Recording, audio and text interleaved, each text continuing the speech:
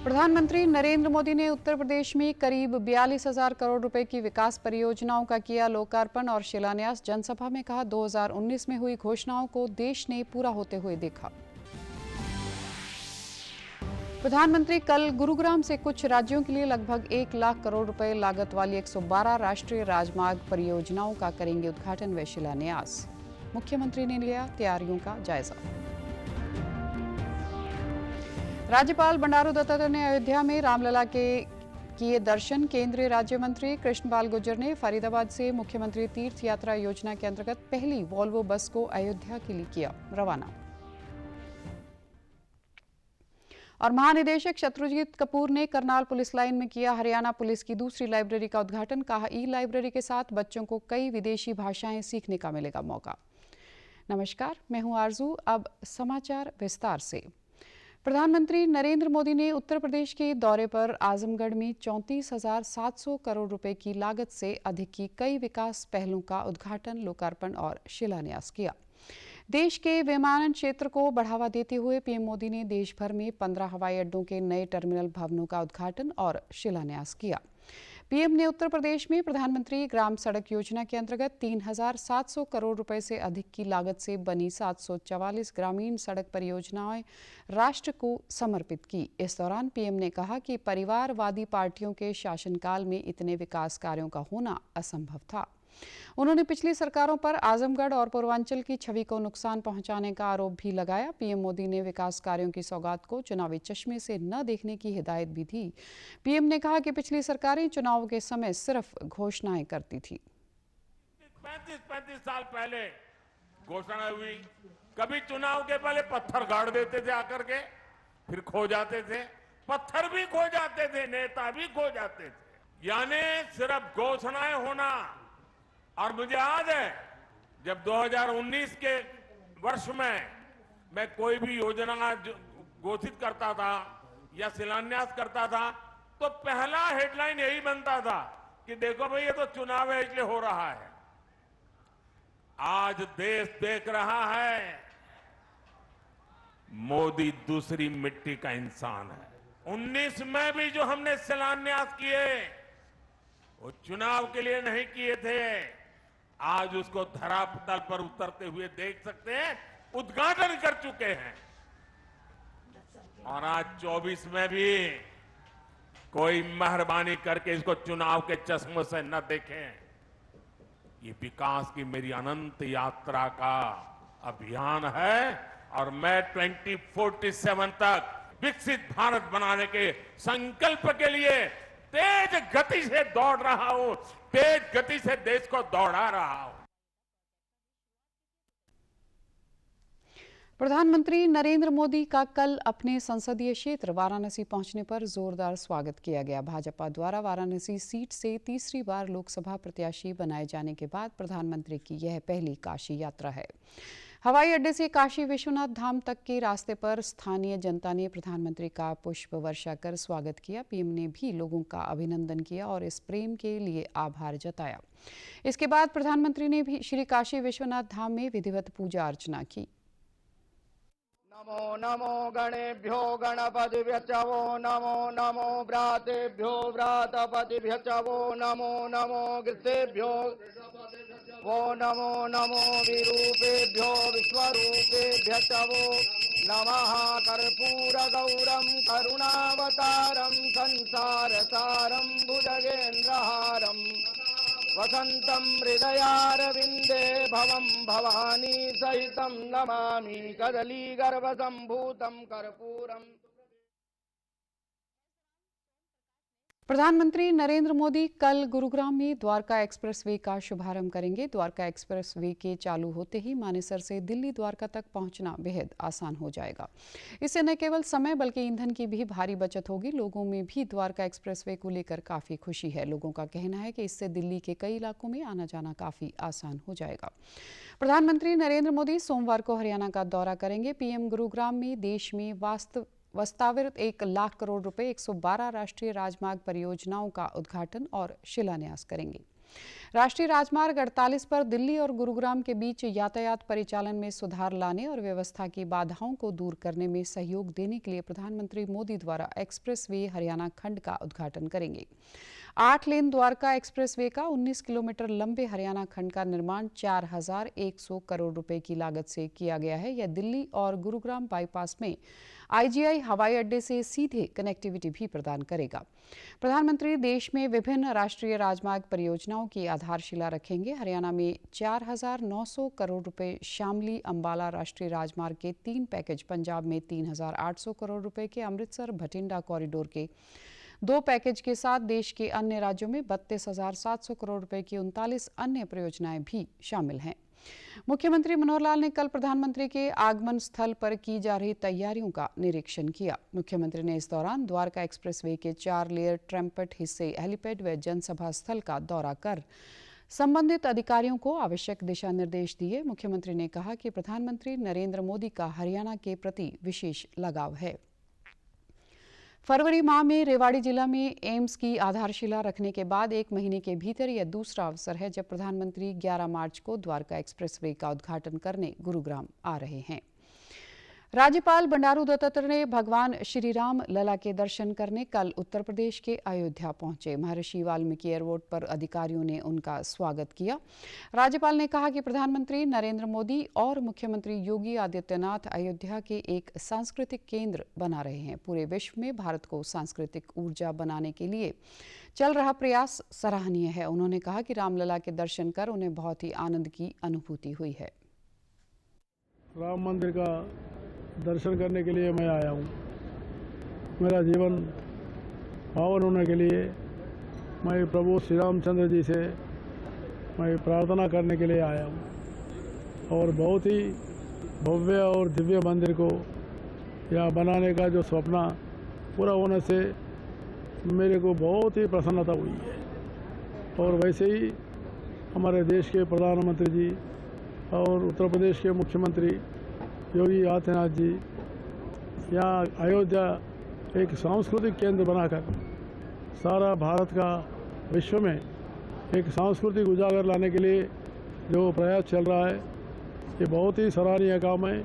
और मैं परिवार के साथ आज इस राम मंदिर के पावन भूमि पर मैं आकर बहुत ही भाग्यवान हूँ, ऐसा मैं समझता हूँ।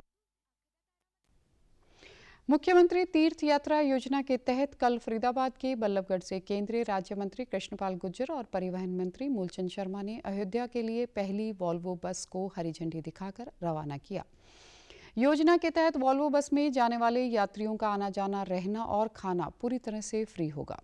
60 वर्ष से अधिक की उम्र के व्यक्ति और बीपीएल श्रेणी में शामिल लोग सरल पोर्टल के माध्यम से अपना पंजीकरण करवाकर योजना का लाभ उठा सकते हैं।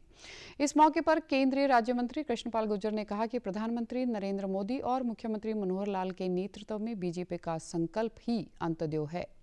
आज इस योजना के तहत 42 लोग अयोध्या जा रहे हैं। वहीं परिवहन मंत्री मूलचंद शर्मा ने कहा कि मुख्यमंत्री तीर्थ यात्रा योजना के तहत परिवहन विभाग पूरी तरह तैयार है और प्रदेश के तमाम लोगों को भगवान श्री राम की नगरी अयोध्या ले जाकर दर्शन कराया जाएगा।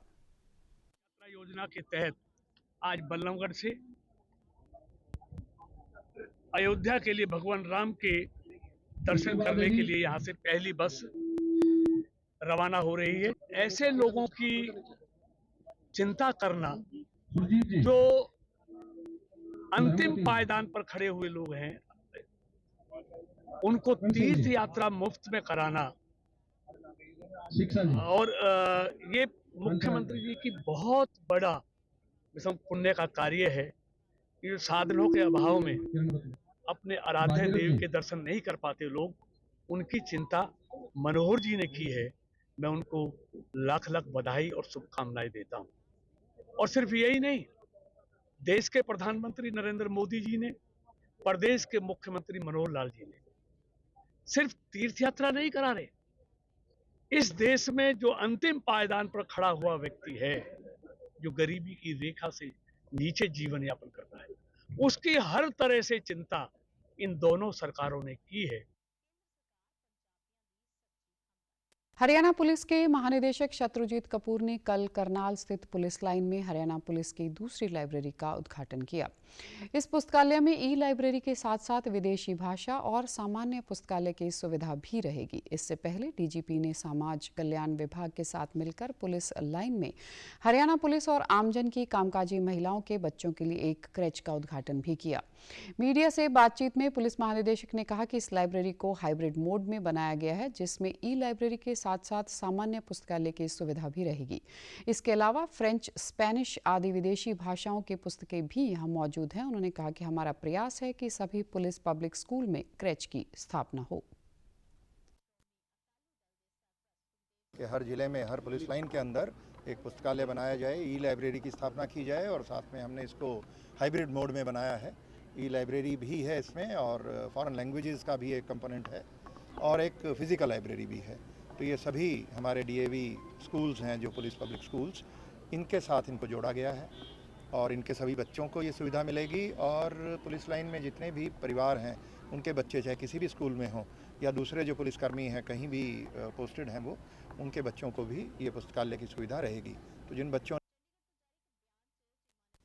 एक अन्य सवाल के जवाब में डीजीपी ने कहा कि आगामी लोकसभा चुनाव में पुलिस की तैयारी शुरू हो चुकी है और जैसे जैसे चुनाव आयोग के दिशा निर्देश मिलेंगे, इन तैयारियों को आगे बढ़ाते जाएंगे।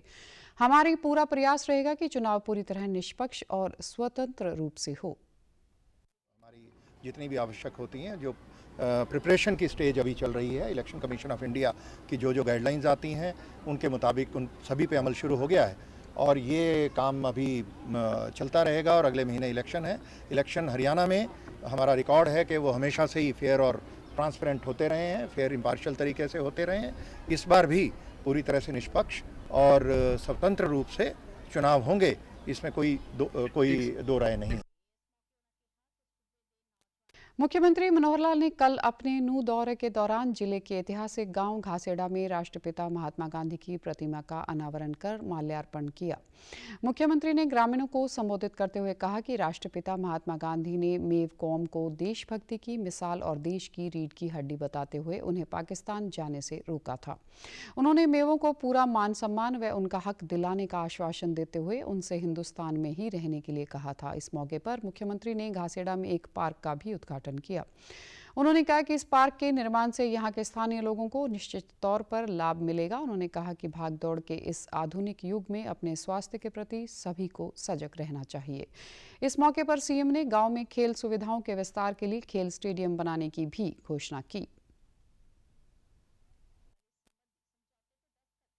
गांधी जी की वो प्रेरणा थी, गांधी जी के वो लगन से हमने अपना देश, अपना मातृ वतन छोड़ा नहीं।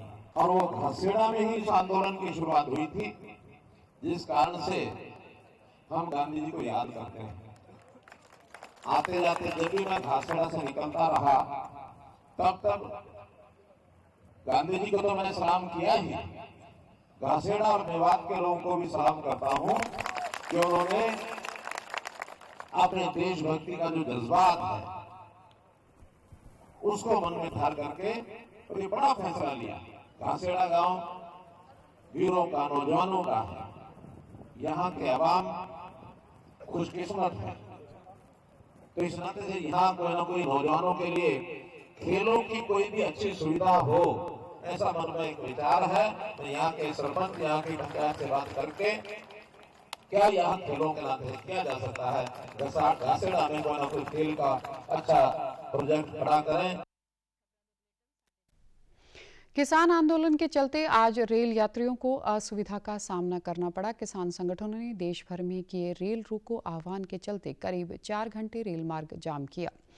हरियाणा पंजाब सीमा पर आंदोलनकारी संगठनों ने किसानों, मजदूरों और लोगों से बड़ी संख्या में रेल रोको का समर्थन करने की अपील की थी। उधर अपनी मांगों को लेकर किसान शंभू बॉर्डर और खनौरी बॉर्डर पर पिछले 27 दिन से डटे हुए हैं। आज किसानों द्वारा 12 से 4 बजे रेल रोको अभियान चलाया गया।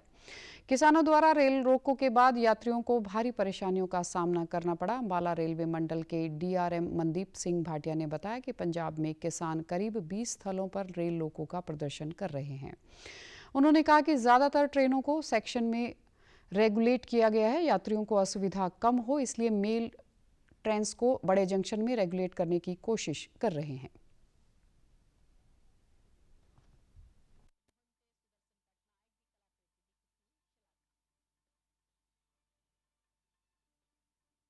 रेल रोको अभियान के चलते यात्रियों को भारी परेशानियों का सामना करना पड़ा। ये यात्री अंबाला, बराड़ा व अन्य रेलवे स्टेशनों पर ट्रेन का इंतजार करते रहे। 4 बजे गई ट्रेन यहाँ से। अभी अंबाला उतर भी जाएंगे तो बस नहीं मिलेगा, पूरी रात आप स्टेशन पर भी उतारना पड़ेगा।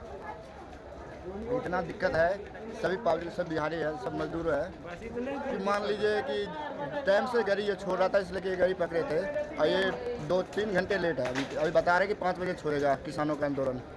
अभी इतने में कितने को इमरजेंसी है, किसी को हॉस्पिटल में, किसी को परिवार भर्ती है, उससे मिलने जाना है, किसी को मजदूरी पे जाना है, सब लेकर के परेशानी है। और हमको जाना था रोहतक और बहुत लेट चल रहे हैं। अभी 2 घंटे से यहाँ पे खड़ा हो, पूरे आरती जितनी सवारी है सब परेशान है। बताया जा रहा है कि किसान आंदोलन चल रहा है, इसी करके यहाँ पे गाड़ी रुका हुआ है।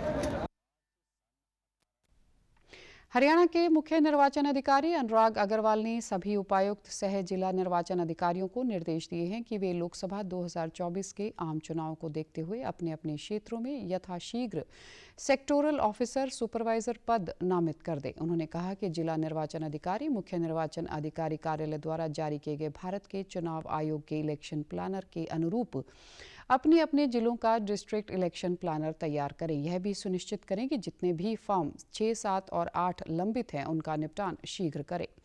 उन्होंने बताया कि चुनाव आयोग के द्वारा फिल्म अभिनेता राजकुमार राव को चुनाव का आइकन बनाया गया है। जिला स्तर पर भी निर्वाचन अधिकारियों को नवाचार, मस्कट व आइकन बनाने की ओर ध्यान देना होगा, परंतु इस बात का ध्यान रखें कि वह व्यक्ति गैर राजनीतिक हो।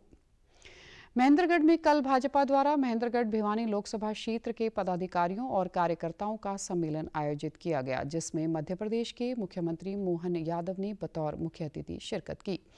इस दौरान सांसद धर्मवीर सिंह, राज्य मंत्री ओम प्रकाश यादव, पूर्व कैबिनेट मंत्री रामविलास शर्मा सहित अनेक गणमान्य लोग उपस्थित रहे।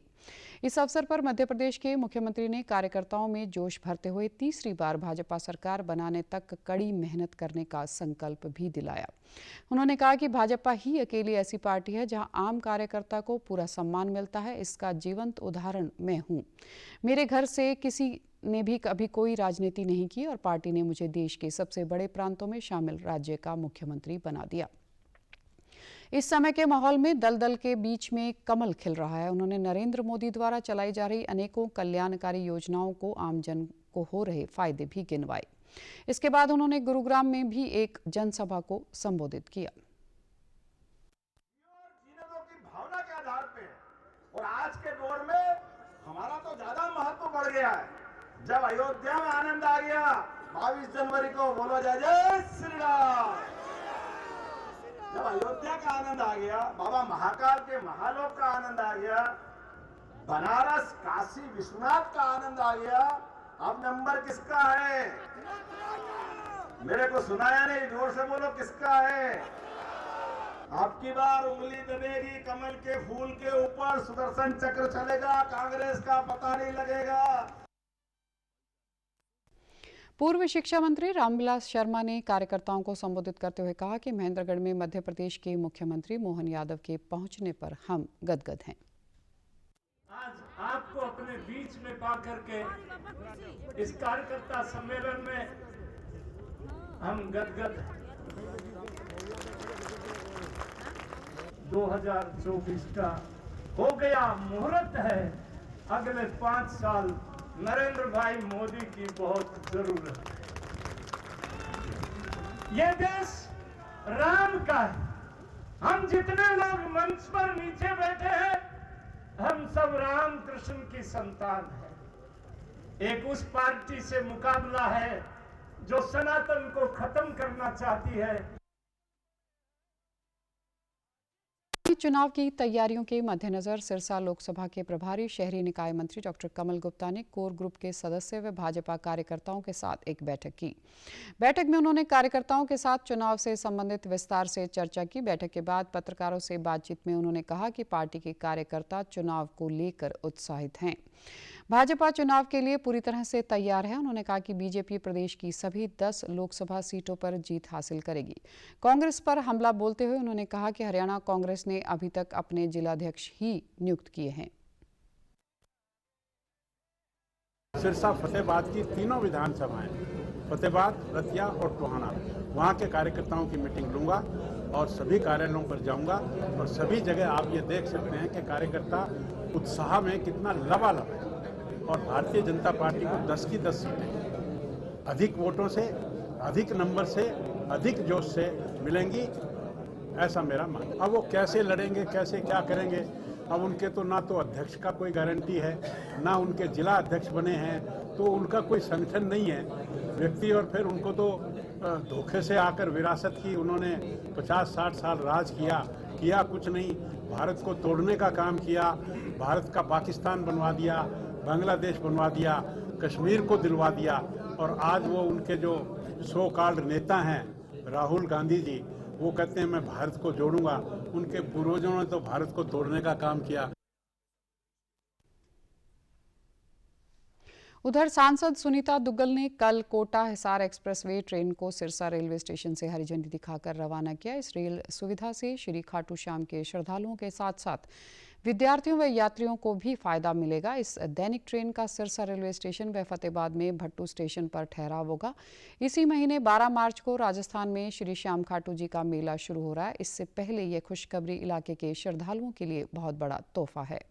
सांसद ने कहा कि अमृत भारत योजना के तहत कालांवाली रेलवे स्टेशन पर 8 करोड़ 76 लाख रुपए तथा भट्टू रेलवे स्टेशन पर 12 करोड़ 26 लाख रुपए की लागत से सौंदर्यीकरण कार्य करवाए जाएंगे। हर उस छोर को भी छुआ है कि जहां पर पहले कभी विकास गया ही नहीं था। आज आप देखिए कि सिरसा के अंदर अगर आप बात करें, आप इस स्टेशन की कायाकल्प देखिए कैसे हो रही है। कुछ ही समय के बाद आप देखेंगे कि इसका एंट्री गेट अलग होगा और इसका एग्जिट गेट अलग होगा। यहाँ पर पार्किंग भी होगी, यहाँ पर छोटी सी ग्रीन बेल्ट भी होगी कि अब ये ट्रेन जो है डेली शाम को 4:15 बजे यहां से कोटा के लिए रवाना होगी। स्वास्थ्य व परिवार कल्याण मंत्रालय की ओर से मार्च महीने को राष्ट्रीय जन्म दोष जागरूकता माह के रूप में मनाया जा रहा है। इस कड़ी में पंचकुला स्वास्थ्य विभाग ने सेक्टर 6 स्थित नागरिक अस्पताल में जागरूकता शिविर लगाया। हरियाणा में राष्ट्रीय स्वास्थ्य मिशन के निदेशक डॉक्टर कुलदीप सिंह ने बताया कि प्रदेश में 1200 बच्चों का राष्ट्रीय बाल स्वास्थ्य कार्यक्रम के तहत निःशुल्क इलाज किया जा चुका है। इस मौके पर सिविल सर्जन डॉक्टर मुक्ता कुमार ने बताया कि इस वर्ष में 70 बच्चों का टर्शरी देखभाल उपचार दिया गया है, जिस पर करीब 42 लाख रुपए खर्च किए जा चुके हैं। इसी प्रकार से 5 से 7 लाख का प्रत्यारोपण भी सरकार द्वारा निःशुल्क प्रदान किया जा रहा है। पिछले वर्ष 48 लाख रुपए RBSK के तहत खर्च की गई। उन्होंने लोगों से राष्ट्रीय बाल स्वास्थ्य कार्यक्रम में आकर स्वास्थ्य लाभ लेने की अपील की। केयर ट्रीटमेंट दिलाया है, जिसमें किसी भी तरह की सर्जरी जैसे हार्ट सर्जरी, कोई स्पाइन सर्जरी या क्लब फुट की सर्जरी, क्लेफ्ट लिप सर्जरी, वो सारी फ्री ऑफ कॉस्ट जो गवर्नमेंट प्रोवाइड करती है। कॉक्लियर इम्प्लांट्स जो कि लगभग जिनका 5 से 7 लाख पर इम्प्लांट खर्चा आता है, वो भी सरकार के द्वारा जो है फ्री लगवाए जाते हैं अगर किसी को ज़रूरत है। और ऐसे लगभग 70 बच्चे हमने इस साल केटर किए हैं और उसमें लगभग 40-42 लाख रुपए ऑलरेडी सरकार उन पर उनके स्वास्थ्य के ऊपर खर्च कर चुकी है। मरीजों के अभिभावकों ने बताया कि ऐसे शिविरों से उन्हें काफ़ी लाभ मिला है। यहाँ निःशुल्क ऑपरेशन और दवाइयाँ भी उपलब्ध करवाई जाती हैं। उन्होंने सभी से सरकार की इस निःशुल्क योजना का लाभ उठाने का आह्वान किया। बच्चे की पैदाइशी होंठ कटी थी और दिल में सुराग था, इसके ऑपरेशन हो गए और दिल के लिए फोर्टिस हॉस्पिटल में गए थे हम लोग। के लिए कोई मेरे पैसे खर्चे नहीं हुआ, बिल्कुल अब ठीक है जी। और हमारे बच्चे के चोट लगने से सफ़ेद मोतिया हो गया था, उसमें हमारा इलाज सरकार द्वारा से फ्री हुआ है। हम उनके धन्यवाद उनको देते हैं। मेरे बेटे का क्लब फुट है, मतलब जब जन्म हुआ इसका पैर एक लेफ्ट पैर जो था वो अंदर की तरफ मुड़ा हुआ था। तो फिर हमने काफ़ी रिसर्च किया, गूगल पे भी सर्च आउट किया, तो हमें पता चला कि सेक्टर 6 में DEIC के अंडर यहाँ ट्रीटमेंट होता है। तो फिर हम यहाँ आए, यहाँ डॉक्टर से मिले, चेकअप हुआ, तो फिर उन्होंने प्लास्टर्स किए, 3 प्लास्टर्स हुए पहले, फिर उसके बाद छोटा सा एक माइनर टेनोटमी सर्जरी होती है जिससे इसका पैर उसके बाद बिल्कुल ठीक हो गया। उसके बाद फिर इसको ब्रेसेस मिले, शूज़ जिन्हें हम नॉर्मल लैंग्वेज में बोलते हैं। अब वो शूज़ पहन रहा है, बस नॉर्मल है। अब चेकअप्स के लिए हम यहाँ आते हैं और सारा ट्रीटमेंट हमारा फ्री ऑफ कॉस्ट, हमारा कुछ भी नहीं लगा इसमें। अब खादी के बने परिधानों को डीडी न्यूज़ और डीडी इंडिया के एंकर्स पहनकर भारत की समृद्ध विरासत और आधुनिकता को एक साथ आगे बढ़ाने का काम करेंगे। डीडी न्यूज़ को खादी से जोड़ने का प्रयास करीब 1 साल पहले जनवरी 2023 में शुरू किया गया था। इस संबंध में एक सहमति पत्र पर हस्ताक्षर सितंबर 2023 में KVIC और प्रसार भारती के मध्य हुआ था। कल इस सहमति पत्र के आधार पर खादी इंडिया और डीडी न्यूज़ के बीच सहयोग का आरंभ हुआ। कार्यक्रम में KVIC के चेयरमैन मनोज कुमार और प्रसार भारती CEO गौरव द्विवेदी भी मौजूद थे। इस दौरान मनोज कुमार ने कहा कि दूरदर्शन और खादी इंडिया की पहल से उन लोगों को भी संदेश जाएगा जो खादी नहीं पहनना चाहते। हमें स्वदेशी को अपनाना है, खादी खरीदनी है, खादी पहननी है। मुझे लगता है इस मंत्र को आज दूरदर्शन के माध्यम से जब सब लोगों के बीच में ये विचार जाएगा कि हाँ देखिए दूरदर्शन पे जो एंकर बैठे हैं वो हमारी भव्य और दिव्य खादी को पहन के बैठे हैं, तो ये विचार, क्योंकि दूरदर्शन पे जो भी खबरें होती हैं आप लोग तो जानते हैं ना, और शायद हम सब ने बचपन से देखा है कि वो सच्चाई के साथ होती है। आप लोगों का नया रंग रूप, आपका ये बदलता हुआ पूरा इंफ्रास्ट्रक्चर, आपका बदलता हुआ टीवी के ऊपर नया नया रूप, आपके क्रिएटिव, मैं देखता हूँ आप लोगों के पूरा, आपने पूरा तंत्र बिल्कुल बदल के रख दिया है। एक ऐसी टीम जिसके साथ हमारी टीम को भी काम करने का सौभाग्य मिला, मैं आप सब लोगों का आभारी हूँ। हमें माननीय प्रधानमंत्री जी के यशस्वी नेतृत्व में इस यात्रा को, ये सुखद यात्रा को हमें और आगे तक लेके जाना है। उन्होंने कहा कि प्रधानमंत्री नरेंद्र मोदी के नेतृत्व में खादी की यात्रा को और आगे ले जाना है। कार्यक्रम में प्रसार भारती के CEO गौरव द्विवेदी ने कहा कि प्रधानमंत्री के विकास और विरासत के विजन को यह पहल और आगे ले जाएगी। विरासत भी तो इस तरीके से प्रस्तुत किया है, कई बार उन्होंने ये बात कही है, और आई थिंक आज का जो ये हमारा कार्यक्रम है ये बिल्कुल पूरी तरीके से उस विकास और विरासत को साथ लेकर के चलने वाली एक बात है। तो इस पूरे काम में जो भी हमारे सभी साथी जुड़े रहे हैं, मैं उन सब के लिए भी आभार व्यक्त करता हूं, और मुझे पूरा विश्वास है कि आने वाले दिनों में जो हमारे दर्शक हैं और जो हमारे दीगर मीडिया हैं, उन लोगों के माध्यम से जो खादी की समृद्ध विरासत है उसके नए नए स्वरूप हम अपने दर्शकों को दिखा सकेंगे। राष्ट्रपति द्रौपदी मुर्मू ने चुनाव आयुक्त अरुण गोयल का इस्तीफा मंजूर कर लिया है। सरकार की तरफ से एक अधिसूचना जारी कर इसकी जानकारी दी गई है। मुख्य चुनाव आयुक्त और अन्य चुनाव आयुक्त नियुक्ति, सेवा की शर्तों और कार्यकाल की अवधि अधिनियम 2023 की धारा 11 के खंड 1 के तहत मिले अधिकारों का उपयोग करते हुए राष्ट्रपति ने अरुण गोयल का इस्तीफा स्वीकार कर लिया है, जो तत्काल प्रभावी भी हो गया है। गौरतलब है कि लोकसभा चुनाव को लेकर बड़ी सरगर्मियों के बीच चुनाव आयुक्त अरुण गोयल ने इस्तीफा दे दिया था। सुप्रीम कोर्ट के पूर्व न्यायाधीश अजय माणिकराव खानविलकर देश के नए लोकपाल होंगे। राष्ट्रपति द्रौपदी मुर्मू उन्हें आज पद और गोपनीयता की शपथ दिलाएंगी। राष्ट्रपति मुर्मू ने 6 सदस्यों के साथ पूर्व न्यायाधीश अजय माणिकराव और खानविलकर की नियुक्ति की है। पूर्व न्यायाधीश अजय माणिकराव खानविलकर भारत के दूसरे लोकपाल होंगे। न्यायाधीश खानविलकर के साथ न्यायाधीश लिंगपा नारायण स्वामी, संजय यादव और ऋतुराज अवस्थी को लोकपाल के न्यायिक सदस्य के रूप में नियुक्त किया गया है। लोकपाल के अन्य न्यायिक सदस्य सुशील चंद्र, पंकज कुमार और अजय टिकरी हैं। संयुक्त राष्ट्र ने भारत के स्थायी प्रतिनिधि रुचिरा कंबोज ने एक बार फिर संयुक्त राष्ट्र सुरक्षा परिषद यानी UNSC में तत्काल सुधार की आवश्यकता पर जोर दिया। संयुक्त राष्ट्र के 78वें सत्र की अनौपचारिक बैठक के दौरान रुचिरा कंबोज ने लंबी चर्चा पर निराशा व्यक्त करते हुए कहा कि साल 2000 में आयोजित मिलेनियम शिखर सम्मेलन में वैश्विक नेता व्यापक सुधारों के लिए प्रतिबद्ध हुए थे। 2000 के बाद अब तक चौथाई शताब्दी बीत चुकी है। उन्होंने कहा कि अब सुरक्षा परिषद में सुधार की आवश्यकता है। दुनिया और हमारी आने वाली पीढ़ियां अब और इंतजार नहीं कर सकती। कंबोज ने युवा पीढ़ी की आवाज़ पर ध्यान देने की आवश्यकता को रेखांकित किया। उन्होंने आग्रह किया कि अब फेका में जारी अन्याय को संबोधित करना आवश्यक है। इसके लिए परिषद में सुधार की आवश्यकता है। Responsibilities and obligations as current permanent members, they shall not exercise the veto until a decision on the matter has been taken during a review. राजधानी दिल्ली में 5वें ONGC पैरा गेम्स की शुरुआत हुई। केंद्रीय मंत्री हरदीप सिंह पुरी ने इन खेलों का उद्घाटन किया। इस मौके पर उन्होंने पैरा खिलाड़ियों की हौसला अफजाई करते हुए कहा कि देश के पैरा एथलीट्स लगातार वैश्विक पटल पर न केवल पदक जीत रहे हैं बल्कि अंतर्राष्ट्रीय स्तर पर देश के पैरा एथलीटों ने खुद को एक नया आयाम दिया है।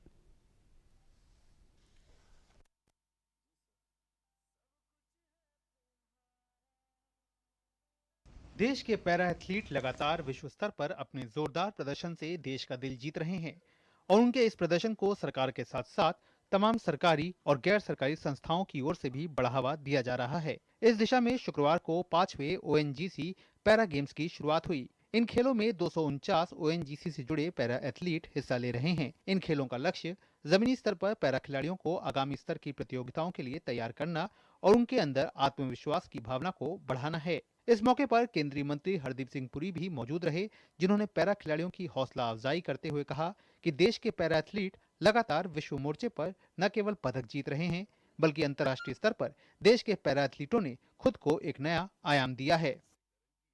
In spite of the challenges that you faced, you have